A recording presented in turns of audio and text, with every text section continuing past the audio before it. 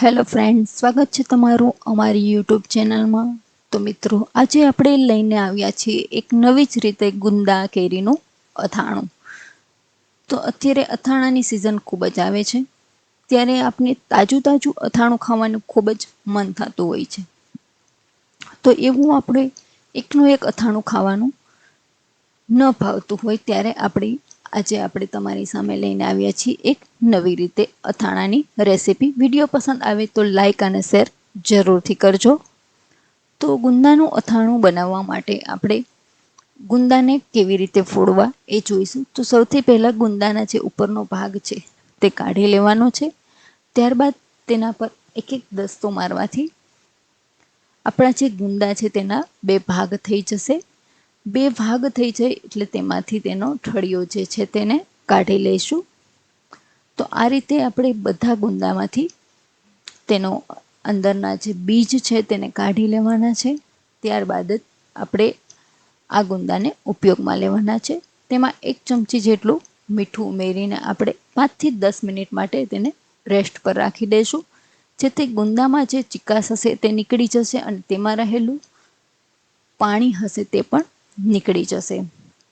ત્યારબાદ મેં અહીં 150 ગ્રામ કેરીને ખમણીને તૈયાર રાખી છે। તેમાં અડધી ચમચી જેટલું હળદર પાવડર ઉમેરીને તેને એમને પલાળવા દીધી છે। તો ગુંદાને 10 મિનિટ માટે રેસ્ટ આપ્યો છે, તેવી રીતે અહીં કેરીને પણ ખમણીને આશરે 5 થી 10 મિનિટ માટે રેસ્ટ આપવાનો છે, જેથી તેનું મીઠાનું પાણી પણ ચડી જશે તેમાં, અને તેમાં જે રહેલો પાણીનો ભાગ હશે એ પણ નીકળી જશે। તો આ રીતે આપણે ગુંદાને જાળીમાં લઈ લેશું, જેથી બધું પાણી તેમાંથી નીકળી જશે અને ગુંદા આપણા એકદમ કોરા થઈ જશે।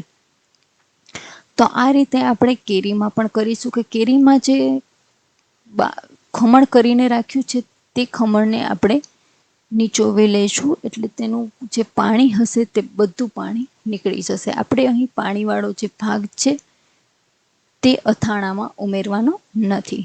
તો અથાણું બનાવવા માટે મેં અહીં અડધા વાટકા જેટલું અથાણાનો મસાલો લીધો છે। તો અહીં આ જ મસાલાને આપણે થોડો થોડો કરીને ગુંદામાં ઉમેરીશું। આ રીતે આપણે બધો મસાલો ગુંદા અને કેરીમાં ઉમેરવાનો છે અને ખૂબ સરસ રીતે મિક્સ કરી દેવાનું છે। અહીં આપણે ઇન્સ્ટન્ટ અથાણું બનાવતા હોવાથી આપણે ગરમ તેલનો ઉપયોગ કરતા નથી, પરંતુ જે તેલ આપણે રેગ્યુલર ઉપયોગમાં લઈએ છીએ એ જ તેલ આપણે એમનું એમ નાખી દેવાનું છે। તો અહીં હું થોડું એવું તેલ ઉમેરું છું। ત્યારબાદ તમારે જરૂર પડે તો તમે બરણીમાં પણ તેલ ન ઉમેરી શકો છો। તો આ રીતે આપણે મસાલાને ખૂબ સરસ રીતે મિક્સ કરી લઈશું, જેથી અથાણાનો જે ઇન્સ્ટન્ટ મસાલો છે એ મસાલો અંદરમાં મિક્સ થઈ જશે। ત્યારબાદ તરત જ આપણે બરણીમાં ભરી લેવાનું છે। આ અથાણું તમે 2 કલાક પછી ઉપયોગમાં લઈ શકો છો। તો આ રીતે અહીં હું જે આચાર મસાલો તૈયાર આવે છે એ મસાલાનો જ ઉપયોગ કરું છું, અને તેનાથી જ આપણે અથાણું બનાવીશું, જેમાં તમારે મીઠું કે મરચું કોઈ પણ વસ્તુ ઉપરથી ઉમેરવાની જરૂર પડતી નથી। તો આ રીતે આપણે બનાવીશું આજે ગુંદા અને કેરીનું નવી રીતે ઇન્સ્ટન્ટ અથાણું। તો તમે એકવાર જરૂરથી ટ્રાય કરજો આ અથાણાની રેસીપી। જ્યારે કોઈને કેરી ખાવી ન ભાવતી હોય આખી, તો ત્યારે તેને આપણે આ અથાણામાં ખમણીને કેરીનો ઉપયોગ કર્યો છે, જેથી અથાણાનો ટેસ્ટ પણ ખૂબ જ સરસ આવે છે, અને નાસ્તામાં અને જમવામાં પણ આ અથાણાનો ઉપયોગ ખૂબ જ સારો લાગે છે ટેસ્ટમાં।